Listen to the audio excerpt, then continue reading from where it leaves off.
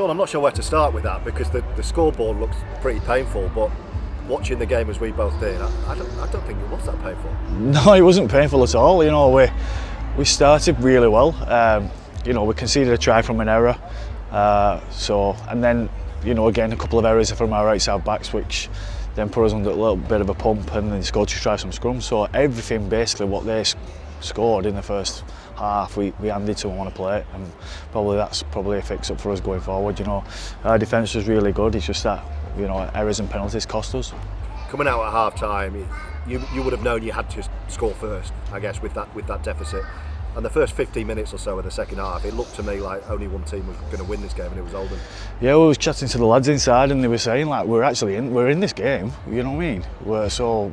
You know, we had a bit of a breather at half time because it was baking hot out there, and you know the lads came out and they were ripped straight in, and we got that try, and I thought we're on here.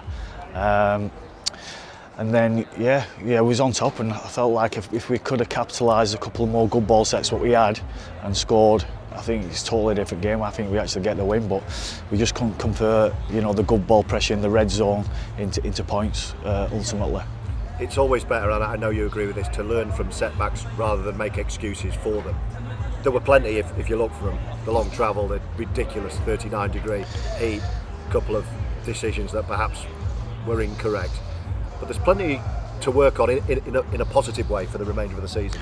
Oh yeah, you know, we was good today. We just come against a side which were well drilled, and they played the long game. You know, they played the conditions better than us, they kicked ball better than us, they've built some more pressure, they got about 7 repeat sets. And we withstood that, you know what I mean? And we did have our chances when we got down to the end. We probably just didn't convert. Like I said, they didn't convert enough pressure into points, and you know, they scored 2 breakaway tries right at the end. The game was done. Credit to our lads. We battled through it, you know, in the You've situation. almost answered my next question there, which is, why are Toulouse so hard to beat here? They play the long game. They don't get bored. You know, they build a lot of pressure.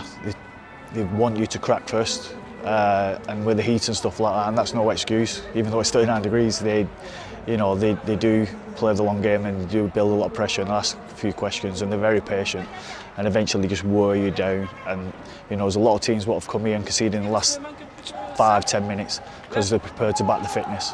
And a final word for the Oldham fans who were in that stand behind you, which is still, as you can see, bathed in sunshine. They got the short straw. There was no shelter, no shade for them, but they didn't shut up for an hour and a half today. How good were they? Oh, they were brilliant. Yeah, they was outstanding, George. You know, to come over here, 400 or 500 fans, you know, to get behind the lads, and especially again in that third quarter when we was coming home, you know, we had them under the pump. They was cheering us home, and you know, I just want to thank them for the support.